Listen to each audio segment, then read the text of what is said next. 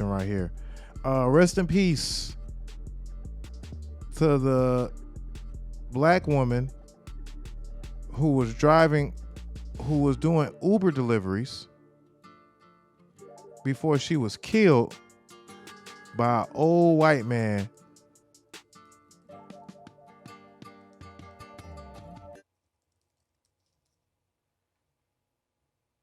Yeah, let's see if we could bring up a video of this real quick. Is where a scam call turned deadly, and I'm going to step out of the way here so you can get a look here. The man who lives here is accused of shooting and killing an Uber driver. He now faces a murder charge and potential other charges.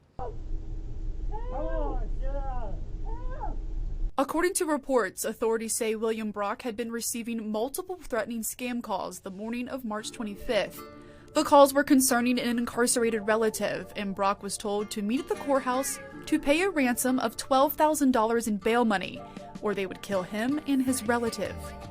Around the same time of the call, Lolitha Hall received directions from the same person or an accomplice, instructing her to go to Brock's home to pick up a package for delivery. Dashcam video from Hall's car shows her arrive to Brock's home to pick up that package. According to reports from the Clark County Sheriff's Office, Brock allegedly had a gun. This video appears to confirm that. The incident report says Brock allegedly took Hall's phone and wouldn't let her leave, and when she tried to go, authorities say Brock then shot Hall. They started fighting, and he shot her 2 more times. Authorities received a call from Brock saying he had shot someone on his property because they were trying to rob him. When units arrived, they found Hall with multiple gunshot wounds, and Brock was bleeding from his head. Hall was flown to Kettering Hospital in Dayton, where she died. Reports say while officials were on scene, Brock's landline phone kept ringing, and when one officer picked it up, the man on the other line said he was an officer. And the real officer explained what happened and asked the caller to meet. And he agreed, but never showed up.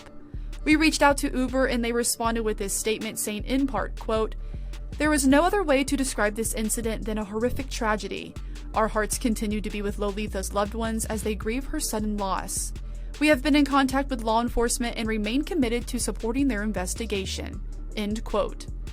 Uber also went on to say the account of the individual who ordered the Uber trip has been banned. The Sheriff's Office is also reminding residents to be extra cautious and that no law enforcement agency or court will call you and demand for bail money over the phone. That goes for any other court functions as well. Reporting in Springfield, Grace Hewitt, 2 News.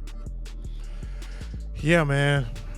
And it's very, very fortunate, at least, that she had a dash cam in her car at the time. But that lady didn't deserve to die like that. And I know the old man he wasn't really trying to be malicious. He wasn't, he was being taken advantage of too. Some folks gonna try to turn this into, a racial type of thing. I don't really think it's just that.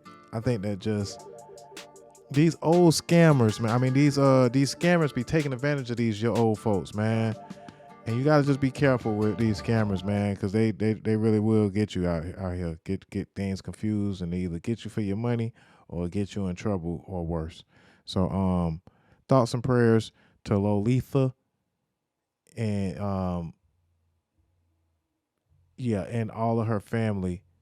Lolitha Hall, age 61.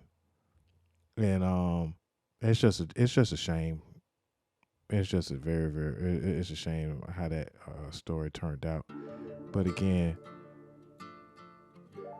the footage, very, very, very, very fortunate that we at least have footage to see how this all played out.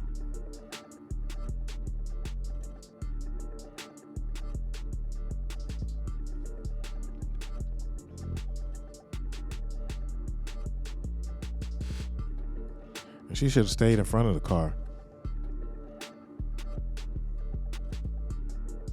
It almost made me want to get a dash cam. But you can never be too sure, man. On where you are when you're doing those type of things, and if something happens to you, then nobody won't really know. Nobody won't really know until it's too late. So yeah, man, thoughts and prayers to Lolitha Hall and her family. We didn't